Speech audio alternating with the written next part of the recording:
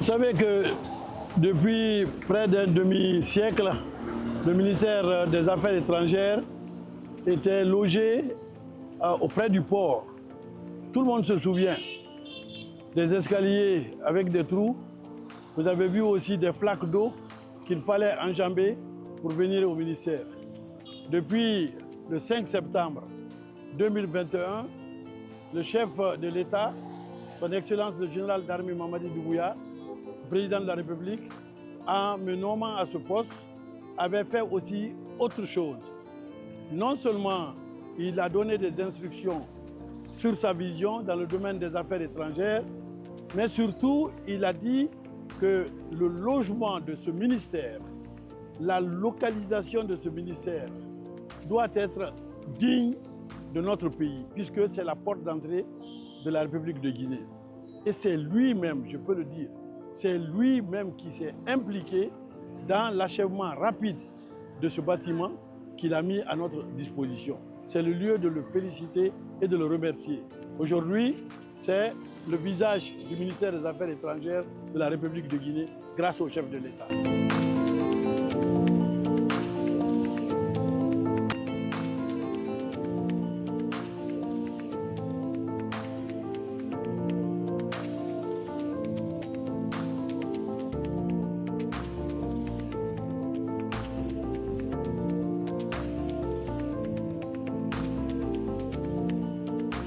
Dès la prise de pouvoir le 5 septembre 2021, les autorités guinéennes ont placé les affaires étrangères au cœur de la transition. Premier acte fort, un nouveau bâtiment flambant neuf est mis à la disposition du département, dont Dr Maurice Sanda Kouyaté, prix Nelson Mandela pour la paix, joue le rôle de sentinelle. Un cadre idéal pour les travailleurs afin d'atteindre les résultats escomptés. Une des missions principales du département est le retour de la Guinée dans les institutions internationales et redynamiser le personnel diplomatique. Du talent au charisme, le chef de la diplomatie guinéenne mène une bataille acharnée pour gagner ce pari. La politique diplomatique du chef de l'État, c'était de pacifier tout cela, de montrer la place de la Guinée qu'elle avait occupée avant. Et c'était une place en or.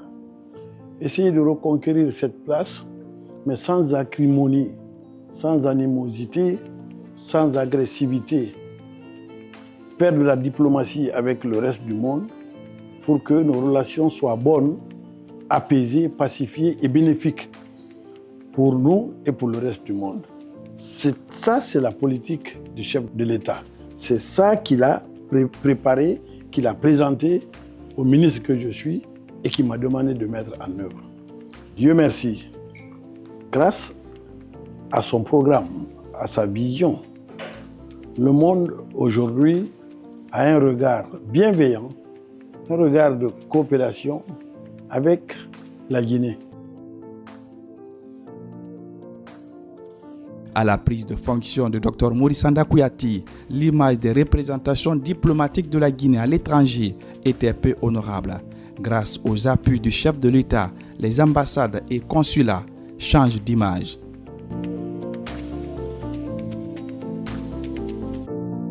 Depuis que le président Doumbouya est arrivé, il n'a pas accepté que l'on continue à louer les bâtiments. On a commencé sur ses instructions à racheter une partie de notre ambassade en France, vous êtes au courant de ça. Nous avons acheté, sur ses instructions, il a acheté une ambassade flambant neuf à Bruxelles, il a acheté une ambassade en Allemagne et récemment, il a engagé, c'est cette année avant la fin de l'année, pour acheter l'ambassade à Genève, l'ambassade à Londres, l'ambassade en Inde. Tout ça, c'est pour acheter les bâtiments, les ambassades, pour que ces ambassades appartiennent à la Guinée et que ce soit de la souveraineté. En peu de temps, il a fait ça. En Afrique du Sud, il a construit carrément. Nous avons construit là-bas une ambassade qu'on va inaugurer très bientôt. Donc c'est un changement spectaculaire du visage infrastructurelle de notre diplomatie. Le ministère des Affaires étrangères, c'est aussi l'écoute, l'encadrement et l'accompagnement des compatriotes vivant à l'étranger. À travers ces offensives diplomatiques, la diaspora guinéenne participe au développement du pays et la Guinée est devenue par excellence une destination privilégiée pour les investisseurs étrangers. À cela s'ajoutent les ambitieux projets que le département des Affaires étrangères envisage de mettre en œuvre. Nous sommes au début d'un boom économique, diplomatique de la Guinée. Je peux vous dire ça. Le nombre d'investisseurs, le nombre d'opérateurs économiques, de pays, d'organisations internationales qui se bousculent aux portes de la Guinée prouve cela.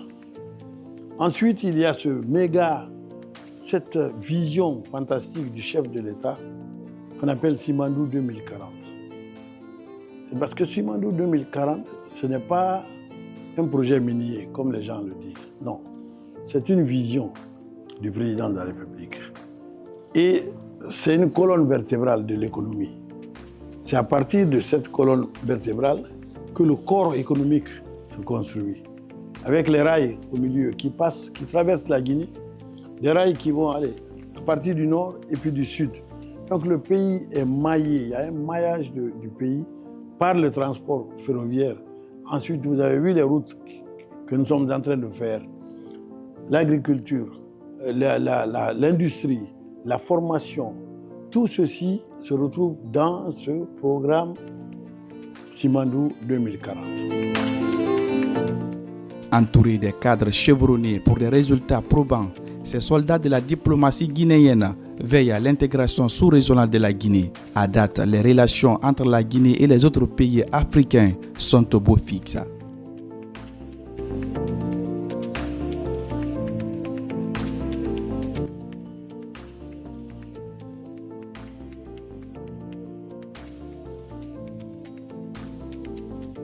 Comment se portent les relations entre notre pays et les organisations sous-régionales? Elles se portent bien. Elles se portent très bien et de mieux en mieux. La preuve, aujourd'hui, notre pays est fréquenté, est bien fréquenté. Si je prends le cas de la CEDEAO, le président de la commission de la CEDEAO a effectué 2 fois de suite des missions à Conakry pour rencontrer nos autorités de plus haut niveau, échanger sur des questions de coopération avec l'institution. Mais également, nous avons eu ces derniers temps Conakry comme étant la capitale des réunions de la CEDEAO. Vous avez tous suivi ces tenues à Conakry, les réunions statutaires de la ZMO, la deuxième zone monétaire économique de l'Afrique de l'Ouest. Et ce n'est pas fini. Nous allons recevoir le 20 novembre la vice-présidente de la commission de la CEDEAO qui viendra lancer le centre d'alerte précoce en Guinée. Et cela, je pense que c'est des éléments qui concourent à indiquer parfaitement la bonne collaboration que notre pays a avec les organisations sous-régionales. Depuis le retour effectif de la Guinée au concert des nations, des projets d'intégration aux arrêts sont en phase d'être relancés. Il y a le projet d'interconnexion énergétique qui regroupe la Côte d'Ivoire, la Sierra Leone, le Libéria et la Guinée. Nous avons le projet régional fibre optique Amilcar Cabral qui prend en compte le Cap-Vert, la Gambie, la Guinée, la Sierra Leone et le Libéria. Nous avons également le projet du Fonds d'investissement et de financement des secteurs de transport et de l'énergie, FODET.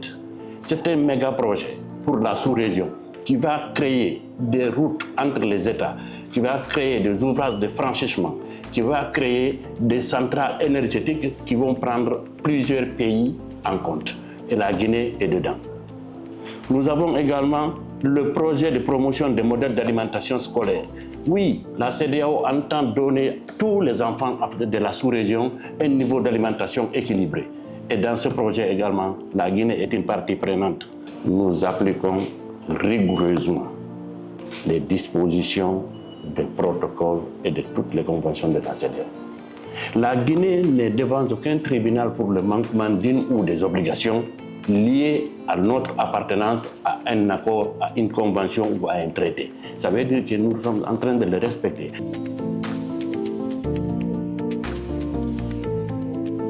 Sous l'ère CNRD, aucun Guinéen ne sera laissé pour compte. Des compatriotes autrefois marginalisés et abandonnés retrouvent le sourire avec les autorités actuelles. Avec mes enfants, on a été agressés là-bas et on a changé le logement. Là où on est parti encore, on vivait dans la peur parce qu'il n'y avait que des Arabes là-bas. Parfois, ils viennent, ils tapent à notre porte, ils s'enfuient juste pour nous faire peur. On ne sort pas même pour chercher à manger. Vous sortez, on vous cogne avec les cailloux. On dit quittez ici, partez chez vous. La Tunisie, c'est pour les Tunisiens. Depuis 14 février jusqu'à présent, on vivait dans l'enfer. Il y a des gens qui perdent de sortie. Lorsque tu sors, on t'attrape. Même si tu as les papiers, tu perds de sortie. On vivait dans l'enfer. On ne connaît pas quoi manger. Ils ont ordonné les bailleurs de nous chasser. Ils rentrent dans les maisons de violer les femmes. Tous les biens, ils volent. Malgré tout, le gouvernement guinéen a pris une bonne décision.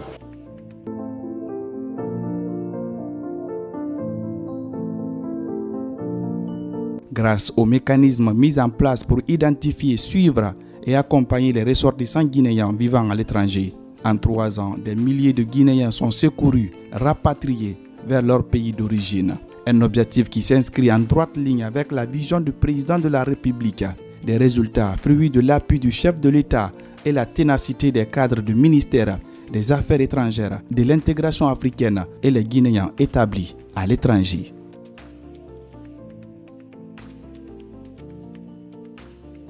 La confiance qui a été créée entre le gouvernement de la République de Guinée aujourd'hui et la diaspora, c'est une première, c'est une particularité. Aujourd'hui, avec le système qu'on a mis en place à travers les initiatives de son excellence de son ministre des Affaires étrangères, il est arrivé qu'aucun Guinéen ne peut avoir la moindre difficulté sans qu'on soit informé. Je vous donne juste un exemple. Il n'y a pas une minute qu'un Guinéen est arrêté au Ghana et à la minute, je suis informé. Pourquoi? Parce qu'on a créé d'abord il y a un groupe WhatsApp qui existe aujourd'hui avec tous les conseils de Guinéens établis à l'étranger. À la minute, l'information passe là. Et au niveau du bureau du Haut Conseil, c'est la même chose. Tous les présidents sont impliqués là.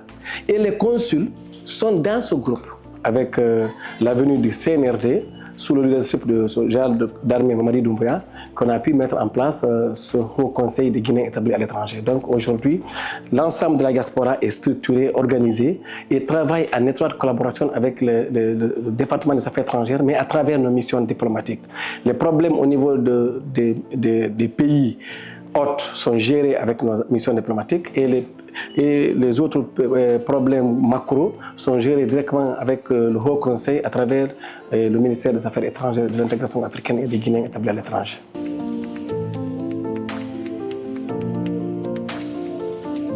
Autrefois, parcours des combattants, la délivrance et l'obtention des documents officiels pour les ressortissants guinéens à l'étranger sont devenus un lointain souvenir. Des ambassades et des consulats veillent aux difficultés des compatriotes et leur offrent un service de qualité. Le problème nodal de nos compatriotes, c'est comment disposer d'un document administratif légal, notamment un passeport, un extrait de naissance numérisé, une carte d'identité nationale biométrique. Par le passé, nos compatriotes venaient jusqu'à Conakry en achetant les billets, en venant rester ici 1 mois, 2 mois sans documents administratifs, notamment le passeport. À ce jour, il faut retenir qu'on a plus de 34 bureaux de pays couverts. Le ministre a instruit à toutes nos missions diplomatiques, même là où il y a un kit, c'est de faire comme c'est des kits mobiles, c'est d'aller vers la diaspora. Ce qui fait que aujourd'hui, on est à plus de 45 000 passeports qui sont produits et envoyés au niveau de nos compatriotes. 34 kits qui sont allés, qui sont déjà en utilisation. Et ces kits-là, on les fait tourner au niveau de nos grandes villes de ces pays-là pour répondre aux besoins. Donc la population, la communauté ne bouge même pas. Là où elle est, dans les grandes villes, c'est les ambassades, les missions diplomatiques qui viennent vers eux pour faciliter ce processus. Le président de la République a dit, dans ses discours, que la diaspora constitue une priorité du gouvernement. Et ce n'est pas seulement à la parole, pas du tout, c'est par les actes. Vous avez vu par rapport au retour de nos compatriotes lors de la Tunisie, à tous les retours, tout le gouvernement, en tête son excellence Monsieur le Président de la République, son Premier ministre et tous les membres du gouvernement étaient présents. Ça, c'est une première en République de Guinée. Tout dernièrement, avec le retour des gens de l'Égypte, son excellence Monsieur le ministre des Affaires étrangères était là avec les membres du gouvernement. C'est quelque chose qui continue, c'est une continuité maintenant. Donc la diaspora est même fière aujourd'hui d'être guinéen. Et elle le dit à toutes les occasions. Donc pour moi, on a réussi vraiment à réconcilier les Guinéens à son gouvernement. Et le ministère des Affaires étrangères est en train de jouer un rôle moteur dans ça, mais aussi en exécution des directives du général d'armée Mamadi Doumbouya et à travers la lettre de mission de son excellence Monsieur le Premier ministre. Au cœur de cette révolution diplomatique, la formation des cadres est une priorité pour le département. Plus d'une centaine de jeunes diplomates ont bénéficié d'un renforcement de capacités à travers le centre de formation et du perfectionnement du personnel diplomatique.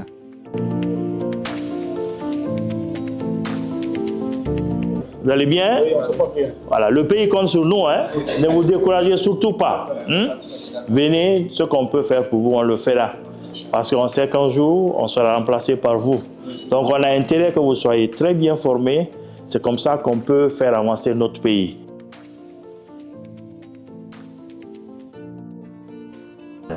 Il faut dire que quand son Excellence, Monsieur le ministre des Affaires étrangères, de l'intégration africaine et des Guinéens de l'étranger, Dr Maurice Andan Kouyaté, a été nommé, la première des choses, c'était de faire un diagnostic. Je vais vous le dire très franchement, le diagnostic a été sans complaisance.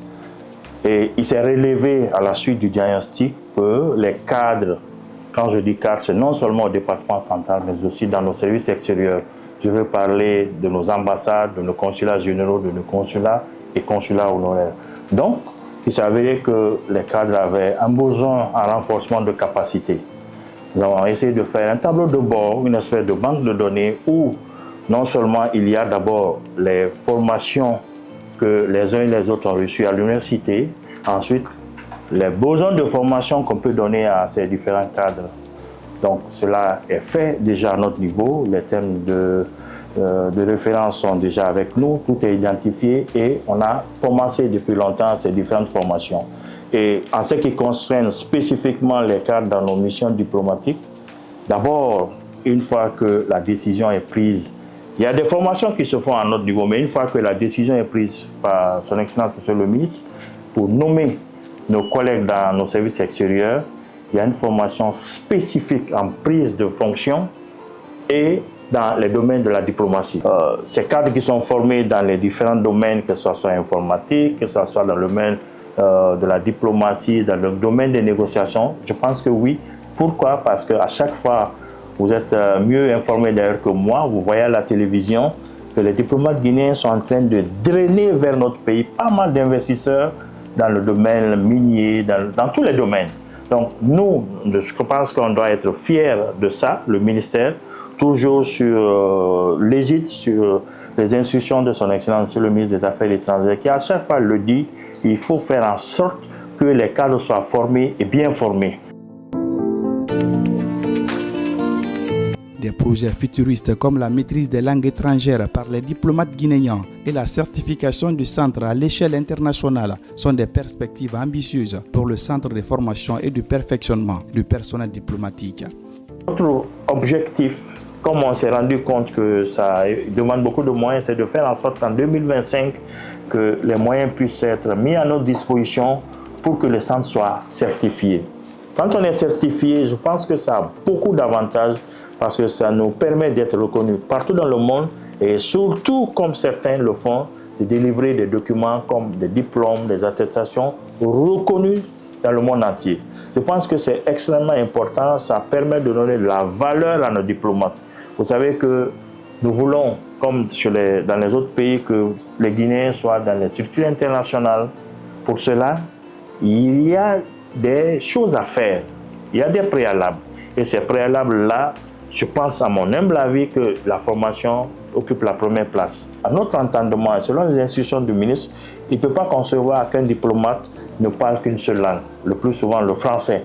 Il faut que les diplomates puissent parler au moins 2 langues.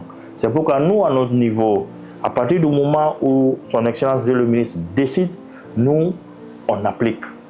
on fait en sorte que toutes les conditions soient réunies pour que les cadres puissent parler au moins 2 langues.